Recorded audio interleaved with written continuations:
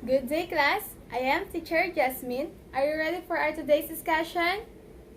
So now, the topic that I'm going to discuss to you is the poem entitled The Hollow Man. Okay, let's proceed to the poem. So, The Hollow Man is a poem by the American modernist poet, which is Mr. T.S. Eliot. First published in 1925. Uncanny and dreamlike. The Hollow Man describes a desolate world, populated by empty, defeated people. Though the speaker describes these people as dead and the world they inhabit as the underworld. The poem shouldn't be read simple as a description of life after death. It's also a reflection on the sorry state of European culture after the First World War. The poem begins with allusions to two people who can be considered versions of the Hollow Man. Both Kurtz and Guy Fawkes tried to live immoral lives of anarchy and violence, attempting to abandon or destroy Protestant Christianity. The poem is written in free verse. It is 100 lines divided into two epigraphs and 5 parts.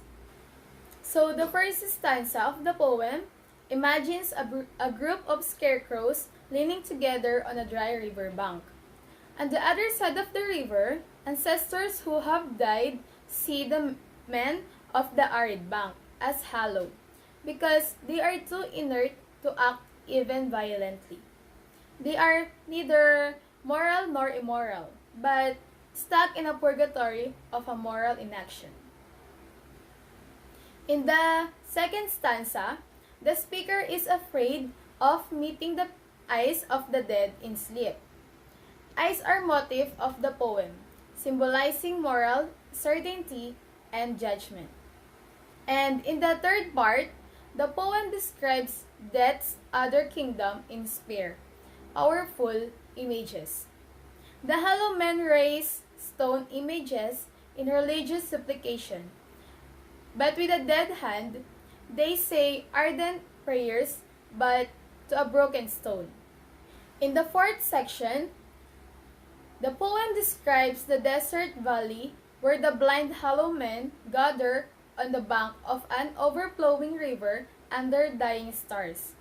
They vacillate between religious faith and despair. The final section begins with a child's nursery rhyme that has been changed so that the children dance around the cactus. Then, in a parody of a Christian worship service, a priest speaks and a congregation answers in italicized text. In the antiphony, the shadow of death paralyzes all action. The language of the chorus disintegrates as they attempt to recite the Lord's Prayer, but become weary. The end returns to nursery rhyme and then shocks with an ironic, anticlimactic statement, the world will end, not with a bang, but with a whimper. So now, let's know the literary devices of the poem. First is metaphors. The metaphor of the poem is, we are the hollow men, we are the staff men. So the speakers compare themselves to scarecrows. And the second one is, the eyes reappear as the perpetual star, multifoliate rose.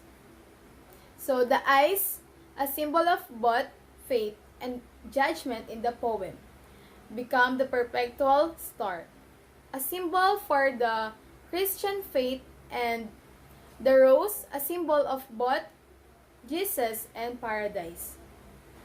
And the simile of the poem is, our dried voices, when we whisper together, are quiet and meaningless as wind in dry grass, or rats' feet over broken glass in our dry cellar.